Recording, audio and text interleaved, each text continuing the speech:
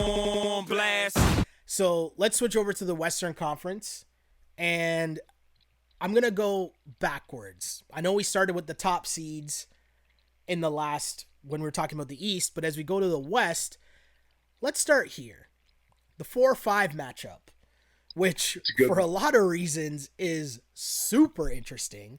But first, most notably being the fact that in the offseason, there was a pretty big trade that happened between the Houston Rockets and the Oklahoma City Thunder, in which the Oklahoma City Thunder traded away Russell Westbrook to the Rockets for Chris Paul and a whole bunch of picks. And now they're playing against each other in the first round of the playoffs. This is insane. This is crazy. Now add in the fact that Russell Westbrook could be missing the start of the playoffs due to a strained right quad. Right. This series, Webby, just got even more interesting. I'm going to ask you, where do you see this series going? Rockets versus Thunder. So, again, kind of like we said about the Heat and the Pacers being an awesome matchup of different styles, so too is this Thunder and Rockets matchup, especially with Westbrook's kind of health in doubt here, because if the Rockets have to kind of rely on what we've known of them for the last couple of years, which is obviously just bomb threes, you're going against one of the better defensive teams, especially on the perimeter in the Thunder. They've got long guards, they've got long forwards, they've got lots of athleticism on the wings, and then you got a team in the Rockets that play with no center. And then on the other side, you've got probably the most underrated center in the league in Steven Adams, who can do a little bit of everything. Like, just these two styles, it's just going to be great. And the history between the two teams, man, if this one was played in front of a live crowd, it would be electric, because Houston to Oklahoma City, those two teams don't like each other, man. But I'm definitely thinking that this one is going to be super tight. I definitely hope Russ plays. But I think my prediction is going to be the same even if he doesn't play, which is I think the Thunder are going to win this. I know it's not an upset technically, them being the 4 seed and the Rockets being a 5, but it feels to me like it would be an upset. But I just think Chris Paul has been so fun to watch, and if anybody has a basketball IQ to figure out how to nullify what the Rockets do, it's going to be CP, and it's going to be the defense of the Thunder. Yeah, the Russell Westbrook injury, obviously a lot to me hinges on that. And I'm going to, again, I think kind of hope that Russ is healthy. And if Russ is healthy, I'm confident in taking the Rockets in 6. But the reason that is because I think the difference in between the two teams is the 3-point shooting of the Rockets. But what that means when you add in Russell Westbrook and what he's able to do in terms of giving them a different look.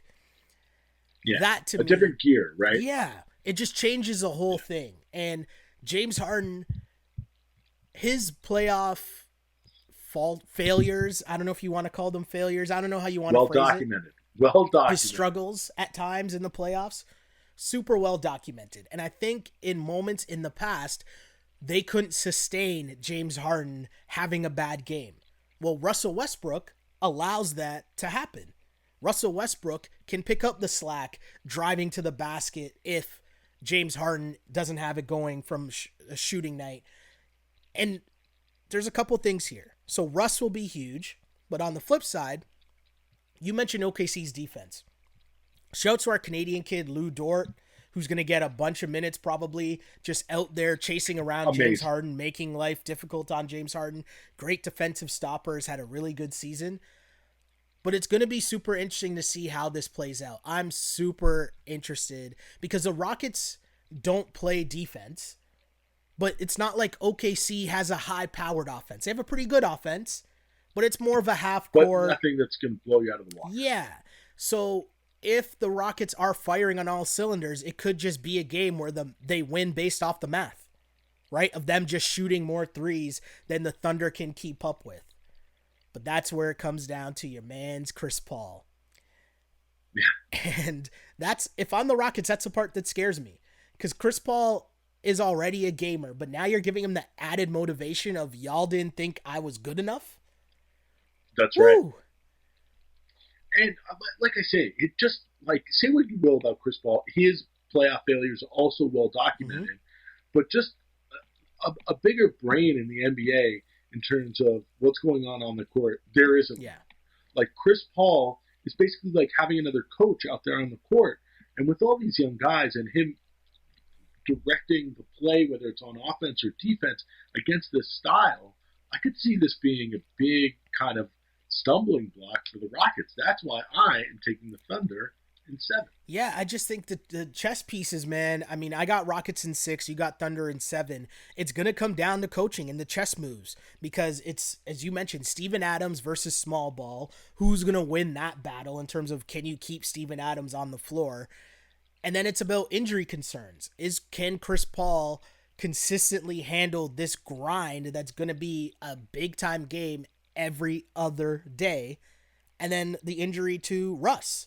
So there's a lot of things that can like change this series drastically one way or the next. But either way, it's going to be a lot of fun because there's so many storylines. I can't wait to see how that one plays out for sure.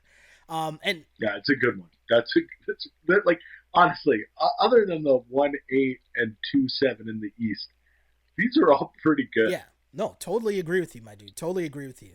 The other thing too, for people listening, let us know what you think. Hit us up in the comments where we're wrong, what we're forgetting, anything like that. The comments are so key with what we do here. We listen to them, we read them all the time. We try to interact with you guys as much as possible. So let us know what you guys think for sure and who your picks are as we go along.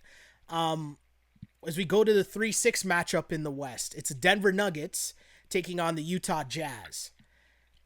Denver was 4-4 in the bubble. Utah was 3-5 in the bubble. I'm gonna say here, Mr. Andrew Webster, I'm taking the Nuggets, but I'm not doing it and being like super confident about it because Really? here's the thing: the Nuggets, while they're a good team and I think they should win, there's just been a lot of concern in terms of the consistency with this team because of the injuries they've had to deal with from the get-go. As soon as, remember, they were one of the teams that had a COVID scare in terms of having to shut down their facility when basketball started back up. You had people then arriving to the bubble late. Then you had people dealing with injuries. They weren't even able to get their full team to play enough games together during the 8 games of the NBA restart, to the point where in their last game today against the Raptors, they started their actual starting lineup or pretty close to their actual starting lineup. Meanwhile, the Raptors were starting like Matt Thomas and Terrence Davis and whatever because their starters are chilling waiting for the playoffs. But the Nuggets are still out here trying to get their reps. So that's the only thing that scares me. So I'm going to take the Nuggets. I'm going to say Nuggets in 6, but I'm not super confident about it. What do you think? How do you see this series playing out? I'm a little more high on the Nuggets. Okay. Hey, I see what you did there. I see what you did there. Hey, and then you are. I think you mentioned the injuries to guys like Gary Harris and Will Barton. I'm not sure what their status is, but if they can kind of get lumped back into the mix, that'll be a good thing. But if not, man, like we talk about Jokic all the time, and he is so much fun to watch. Yeah. Like, just does some things that I was watching the game not today, but a couple of days ago, and Doris Burke was comparing Jokic to Patrick Mahomes. Ooh. And I was like, yo, that is an amazing cross-sport comparison. Mm-hmm. I really like that.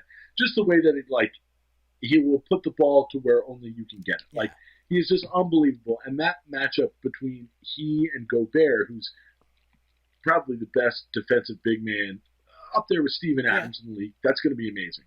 But it's the young guys in the Michael Porter Juniors, the Bol Bols, and Jeremy Grant. Yeah. Jeremy Grant has like blown me out of the water. It's a great pickup, under the radar pickup. But super athletic, can put the clamps on you, but can also like very explosive around the rim. And other than Mitchell and we're forgetting Jamal Murray, who is back and looked really good. Mm-hmm. Good Canadian boy. Yep. But like they're kind of diametrically opposed. Like With the Nuggets, you have one amazing player filled with a bunch of like really, really good role players. Whereas with the Jazz, you have two amazing players, but the rest of their team, Yeah. I don't know. Like, They're relying a lot on Jordan Clarkson to get buckets. yeah, and that's never a good thing. It's never a good thing. So and honestly, if especially if guys like Barton and Harris can come back, maybe in a couple of games of the first round, that would be good. But I don't even think that the Nuggets need Yeah. them. I'm going to take the Nuggets in 5 over the Jazz. Yeah, the Nuggets are such an interesting team. You mentioned the young Bucks in terms of Michael Porter Jr. and Bol Bol. Both had like crazy moments inside the bubble as they were given a lot of minutes while they sorted out kind of the injuries in Denver. But yeah, that team just seems ready. And one matchup that will be super interesting, you mentioned Jamal Murray, but Jamal Murray versus Donovan Mitchell. That's going to be one of the key matchups to watch, right up there along with Jokic versus Gobert.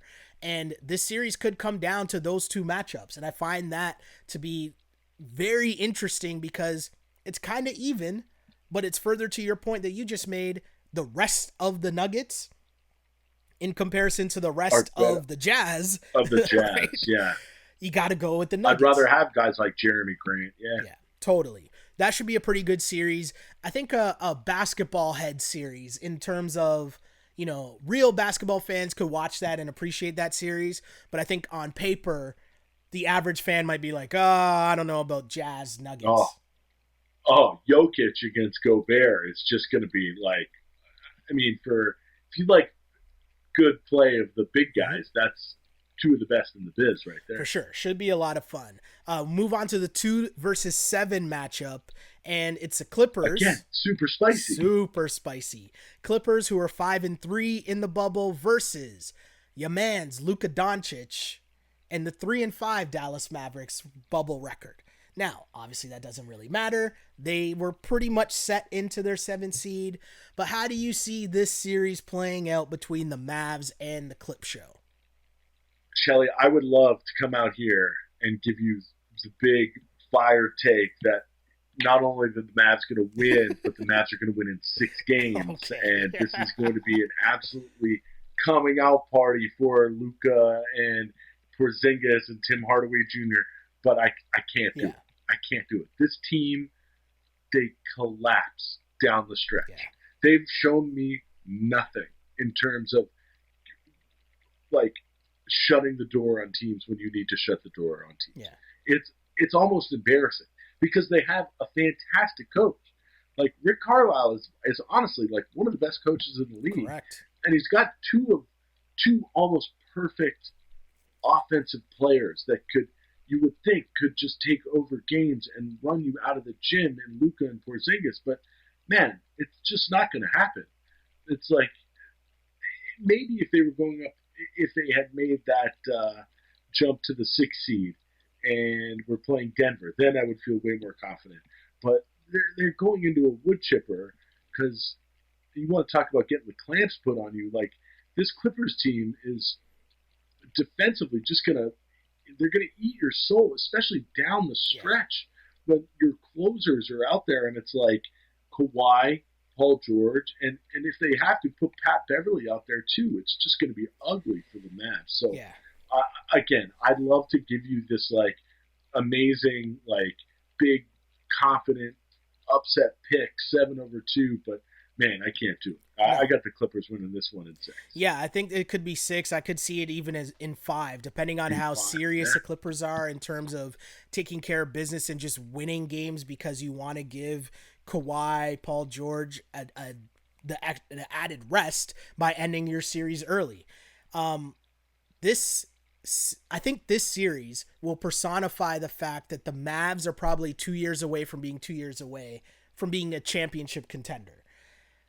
Luka is nice, but I think in this series where it's going to be either a heavy dose of Kawhi or Paul George, you would assume. Or both. Right? Or both. You know? It's going to be interesting to see how he handles that pressure of having to go against a top-line defender every night for 7 straight games or whatever the playoff series lasts. But That to me is going to be super interesting to see how Luka handles that and thrives on the big stage. That's going to be cool to see, but also you're going to see that his supporting cast isn't there yet. And I wonder if the Yeah, questions start to arise, is Porzingis good enough or the right fit to be the sidekick to Luka? Can he be the right. second best player on that team if they are going to win a championship at some point or seriously contend for a championship? That's kind of where I want to see this going. But at the end of the day, the Clippers, as I see them winning the championship. That was my pick before the bubble started. And I'm not Hmm. stepping away from that. I just think they have too many pieces to throw at Luka, and they should be able to make quick work of this. And I think this team is built for the championship, so they're going to come out with the focus of let's just get this shit done. Let's not waste any Yeah, time here. Let's not mess around. They're a vet team ready for a deep run. All the drama of Lou Will and who's not there and who's quarantining and all that is behind them. What we hear from Kawhi last year? The regular season is just practice. The playoffs I is was when he gonna say. laces them up.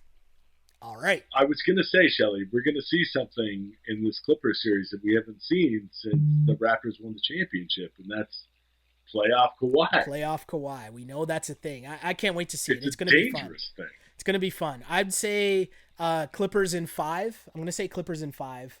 I got Clippers in 6. I think Luka's good enough that he's gonna show out, and he'll take two. Okay. Okay. He'll take two. Either way, a great series, and I'll be there to watch I'll be every watching single it for one, sure. right? Because that's going to be just a Yeah. great series. But we have one more matchup to go through, and that Ooh. is, of course, LeBron James and the Los Angeles Lakers, who will be taking on the 8th seed, which is the winner of the play-in. This is the matchup that I want to see. This is the matchup that I would advise people who, might like to sprinkle every little once in a while, a little wager I don't here and know what there. the odds are.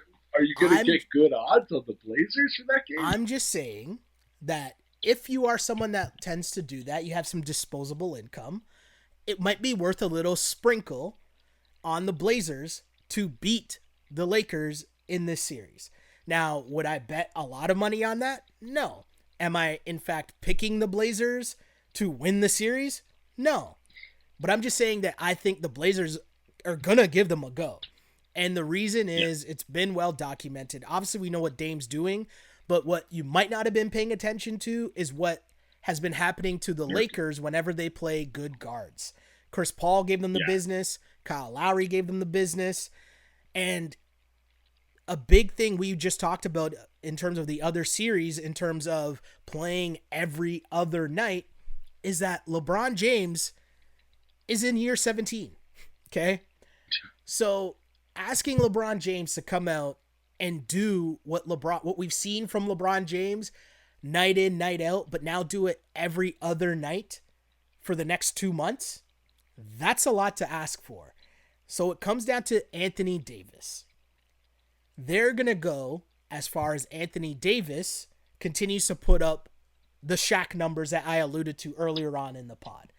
And I just don't know if he has that beast in him. I referenced that KG thing the other day where KG says you either have it or you don't. You can't go buy heart. It's either in you or you don't. You can't go to the store and buy a 6-pack of Beast. It don't work like that.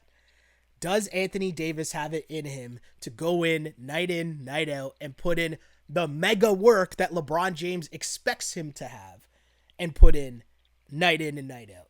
That's going to be the interesting part because I know who does, and that's Dame Dalla. So it's Dame time. I can't wait to see this series. I hope the Blazers win so we get this series because there's going to be at least one game that Dame just drops 50 Yeah, and he they goes win. nuclear. Yeah, he goes nuclear. I mean, I'm completely in lockstep with you with this. It's got to be so weird for LeBron James to see a matchup with the Blazers like this and to tell himself that for his team to have the best chance in the series, I have to be the second best player. I have to completely put all my attention on A, defense, and B, feeding the big man. Because if he can do those two things and Davis can, like you say, not find. The guy's got heart. Yeah. Like, let's not No, kill no, no, him no, like no. this. I'm just saying the night in, But night out. we're gonna find out for sure. But if LeBron can feed the big man and play defense against that guard set and show what kind of athlete he is, even in year 17, I think that, like you say, they might win 2 and might go 6 games, but the Lakers will win. I just think that matchup for Davis is too good. Like, Nurkic has been amazing, like so good coming in off an injury in this bubble, but again, Zach Collins isn't going to be stopping Anthony Davis, and Nurkic is going to be like trying to shoot bow and arrows at a big giant monster. No, it's just not going to happen. No love for your man's Whiteside coming off the bench to use his 5 fouls? No love for my man Whiteside and his 5 fouls. There's going to be solid minutes of Whiteside versus JaVale McGee and or Dwight Howard. I know. That's what NBA Twitter needs right now, no? A solid run of minutes. Whiteside versus Dwight Howard in the playoffs. NBA basketball. It's fantastic. I can't wait to see this matchup. I really hope we get it. Seeing LeBron and Melo still thriving, obviously at different levels. Obviously at way different levels. But, seeing Melo contributing at certain points for the Blazers after being out of the league. Like, we forget now, Melo was on First Take begging for a job. Right? Yeah. So to a couple years later now be on the Portland Trail Blazers and contributing and having big moments, that's cool to see. There's going to be matchups, I'm sure, where at times he's going to be matched up on LeBron. That's going to be interesting to see how that plays out. It's going to be a fun series. And I'm just saying, sprinkle a little. Overall, I'm going to say Lakers in 6, but they don't really want this smoke with Dame Lillard. And if Dame gets hot, Dame gets cooking, Caruso is going to get bodied. Kuzma is going to get bodied. Danny Green's going to get bodied. This is not going to be a fun week for Danny Green on the internet. No, because he's getting that first matchup, I'd assume, against Dame. A couple of times. It's not going to be good for Danny. I would think so. He's probably your best perimeter defender on that team, right? Yeah. I mean, this will be fun. And please, please, please give us Blazers Lakers. I'm here for at least 6 of those games. So please give us that. The basketball world needs it, right? Let's enjoy that for sure. But that pretty much concludes our wrap up or our preview of the NBA playoffs. This is Ball on Blast, part of the On Blast Podcast Network, available on iTunes, Spotify, SoundCloud, and YouTube. If you like it, then subscribe and tell your friends. Holla.